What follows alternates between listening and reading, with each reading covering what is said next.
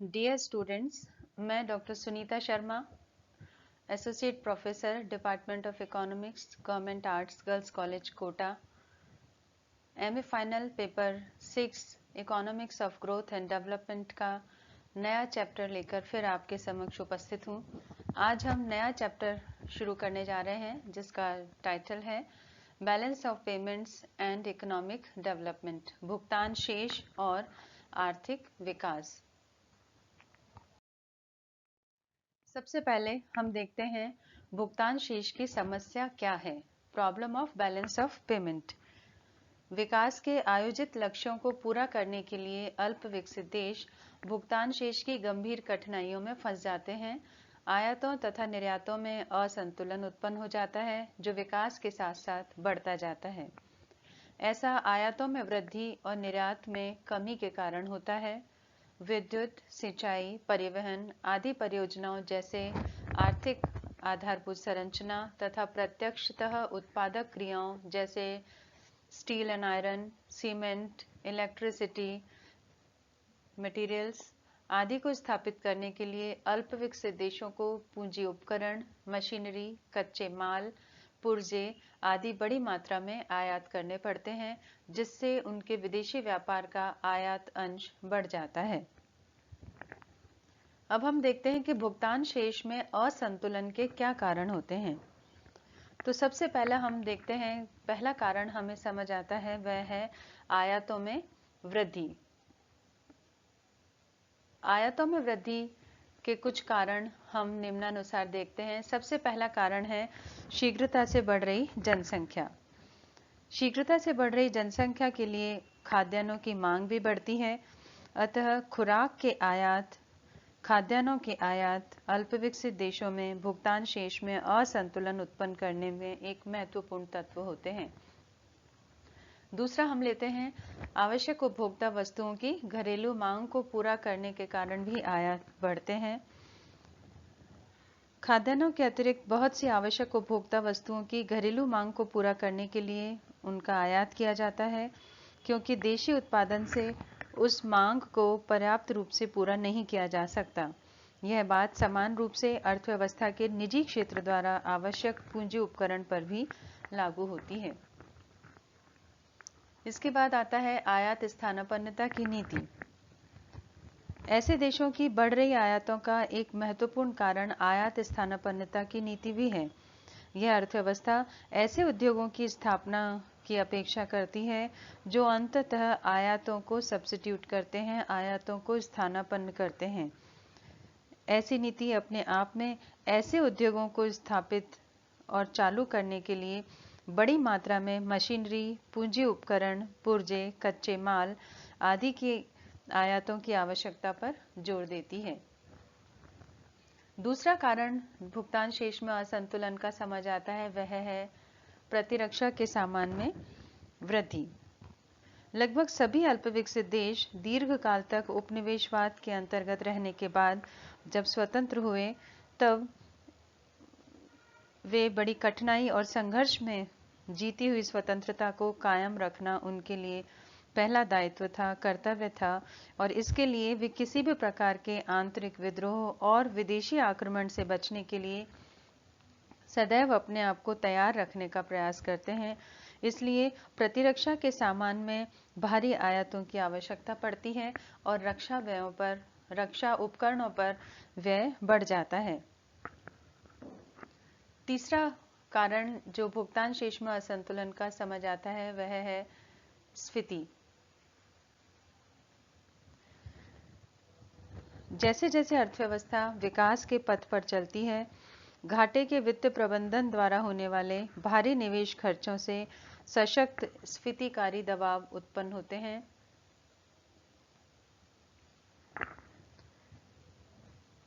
घरेलू आय, लागतें और कीमतें बढ़ने से आयात प्रोत्साहित और निर्यात हतोत्साहित होते हैं। ये भुगतान शेष की स्थिति को और गंभीर बना देते हैं।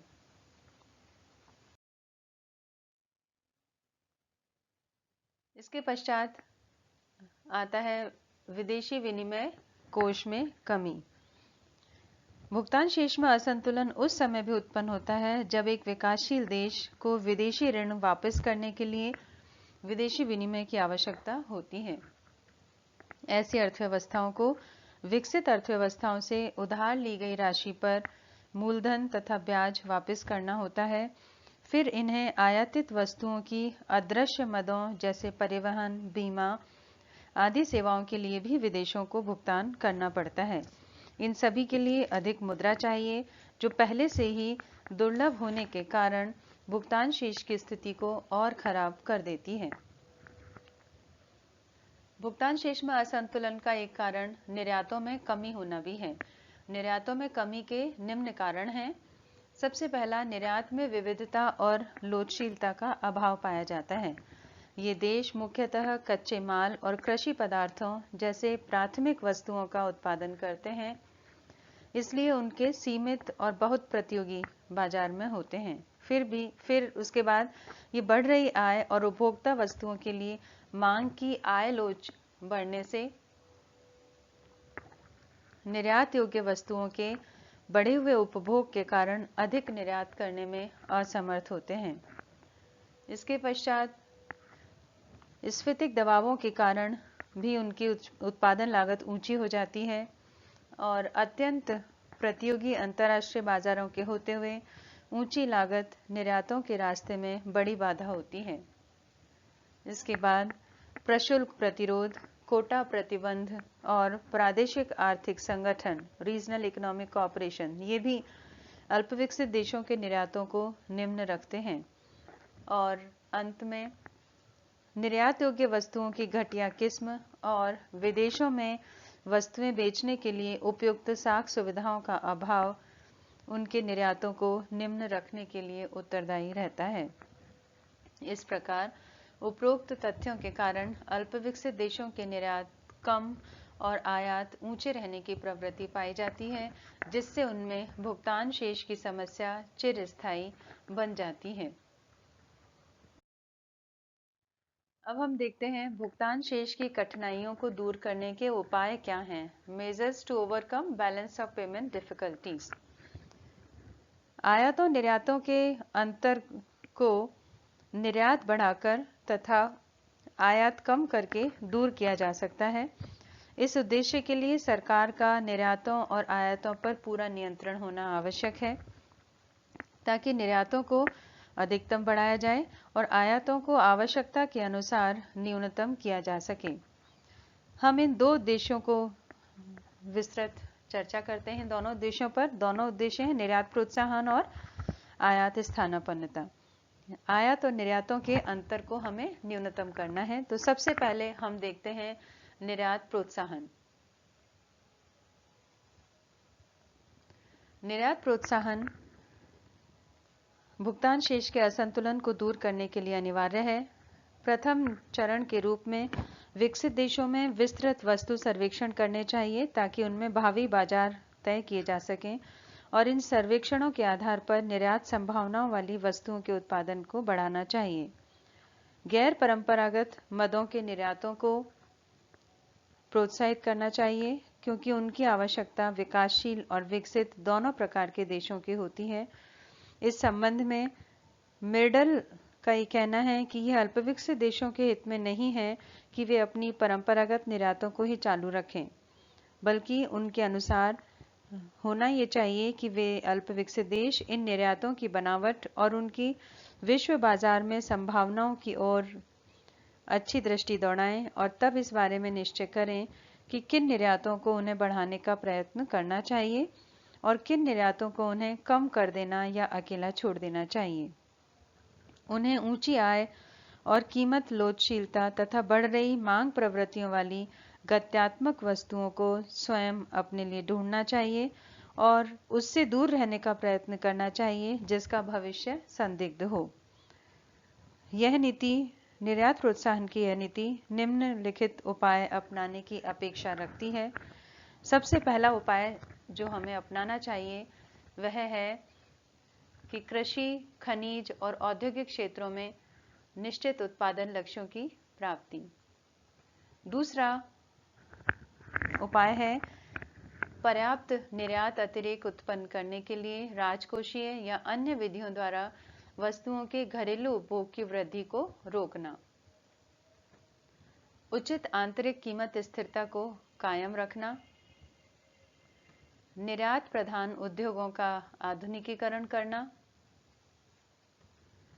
निर्यात योग्य वस्तुओं के उत्पादन के लिए आवश्यक कच्चे माल और पूंजी उपकरणों का समय पर आयात करना तथा उत्पादन द्वारा कम कीमतों पर भी उनकी पूर्ति करना। निर्यात योग्य वस्तुओं पर निर्यात प्रतिबंधों को हटाना या ढीला करना। निर्यातकों को साख, बीमा और परिवहन की सुविधाएं देना। निर्यात योग्य वस्तुओं के उत्पादन में आयातित कच्चे माल, अर्धनिर्मित वस्तुओं या घटकों को प्रयोग करने वाले निर्यातकों को करों में रियायत देना, कंसेशन देना। निर्यात योग्य वस्तुओं की कीमतों का स्थिरीकरण करना। विभिन्न वस्तुओं के गुणवत्ता नियंत्रण को प्रारंभ करना और लागू करना तथा जहाज में लाने से पहले अनिवार्य परीक्षण करने की विधियां अपनाना। निर्यातकों और विदेशी आयात करने वाली फर्मों के लिए सूचना एकत्रित करने और प्रदान करने हेतु वाणिज्य सूचना सेवा स्थापित करना।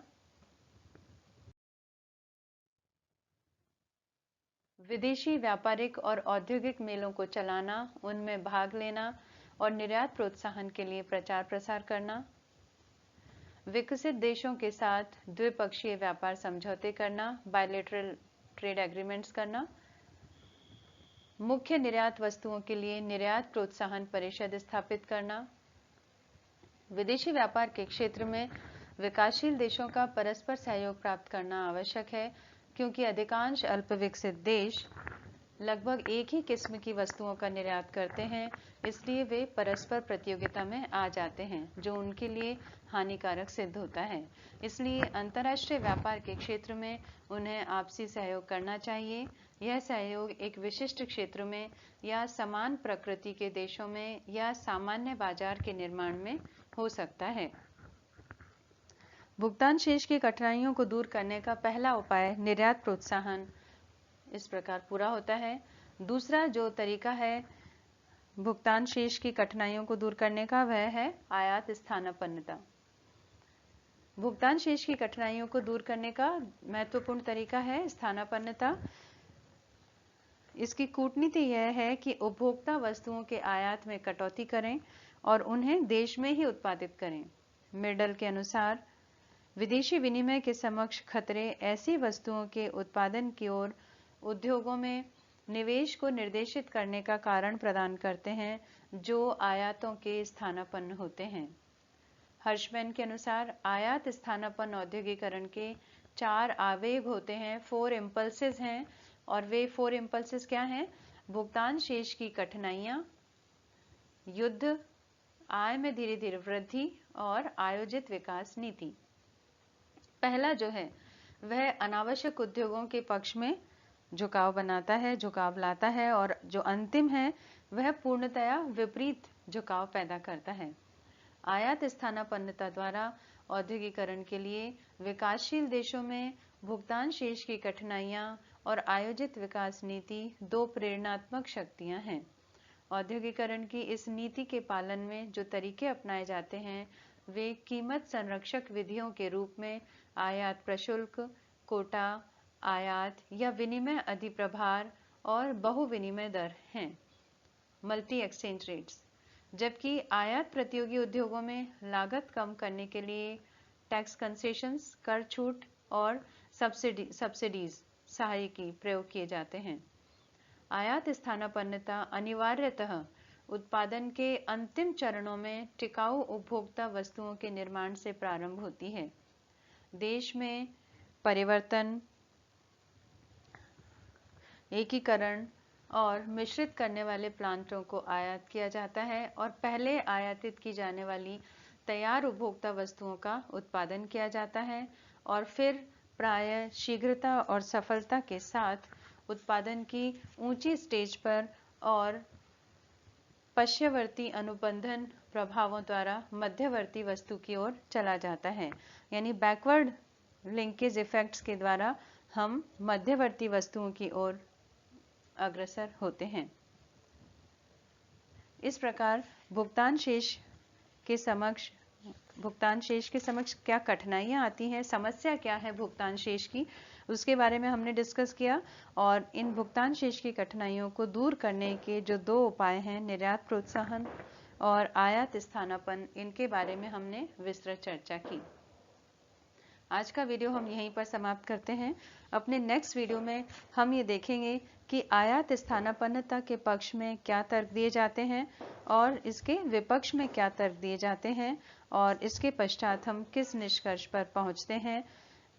निर्यात प्रोत्साहन बनाम आयात स्थानापन्नता की क्या स्थिति है, export promotion versus import substitution की कंट्रोवर्सी क्या है, इसके बारे में हम अपने नेक्स्ट वीडियो में चर्चा करेंगे। तब तक के लिए गुड बाय।